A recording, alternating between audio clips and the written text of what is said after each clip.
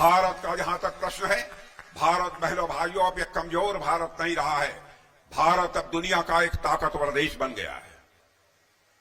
ऐसा नहीं है कि कोई भी मां का लाल भारत को आंख दिखाकर भारत को डरा सके, धमका सके, भारत की यह हैसियत नहीं रह गई है। भारत ने वह कुव्वत हासिल कर ली है और भारत के अंदर कुव्वत के साथ साथ शालीनता भी है, विनम्रता भी है। हम किसी को छेड़ते नहीं, लेकिन यदि हमको कोई छेड़ेगा तो हम उसे छोड़ेंगे भी नहीं। यह कुव्वत भारत के अंदर है और इसे करके भी हम लोगों ने दिखा दिया।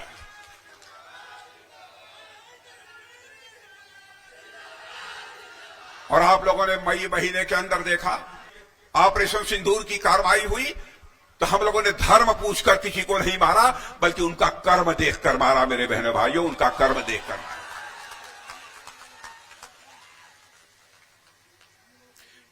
जिन मोही मारे तिन मोही मारा।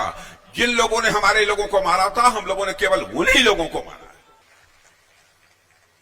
और मैं स्पष्ट कर देना चाहता हूं कि ऑपरेशन सिंदूर अभी समाप्त नहीं हुआ है। ऑपरेशन सिंदूर अभी स्थगित है, अभी स्थगित है। और इधर से कोई नापाक यदि हरकत हुई, उधर से यदि कोई नापाक हरकत हुई, तो फिर से खामियाजा उनको भुगतना पड़ेगा। मेरे बहनों भाइयों, आज मैं डंके की चोट पर यह बात कहना चाहता हूं। भारत कुछ बहुत बड़ा प्लान कर रहा है। नाइट ऑपरेशंस के लिए इंडियन आर्मी के अटैक हेलीकॉप्टर्स हवा में उड़ान भरने लगे।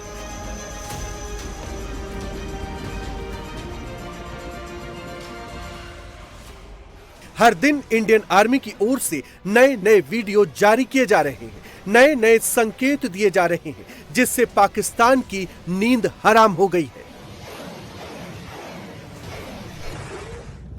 हिंदुस्तान का ब्रह्मोस एक बार फिर एक्शन के लिए रेडी है, जिसे देखकर पाकिस्तान के पसीने छूटने लगे। मोदी के त्रिशूल से मुनीर और शहबाज खौफ में है। एक तरफ उन पर तालिबान हमलावर है, तो दूसरी तरफ भारत का त्रिशूल गरज रहा है।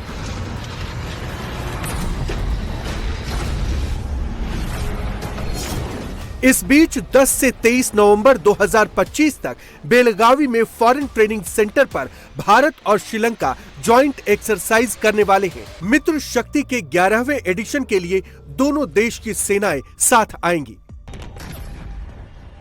यानी भारतीय सेनाओं का एक्शन लगातार जारी है। त्रिशूल महाअभ्यास का अंतिम फेज सौराष्ट्र तट पर होगा, जिसमें आर्मी और नेवी का ज्वाइंट ऑपरेशन होगा। इसमें समुद्र तट पर लैंडिंग एक्सरसाइज की जाएगी।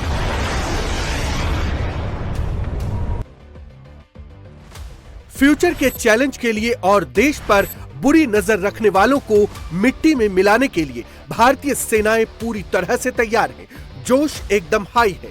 इंतजार सिर्फ एक ऑर्डर का है, फिर मुनीर और उसकी कायर फौज का काम तमाम हो जाएगा।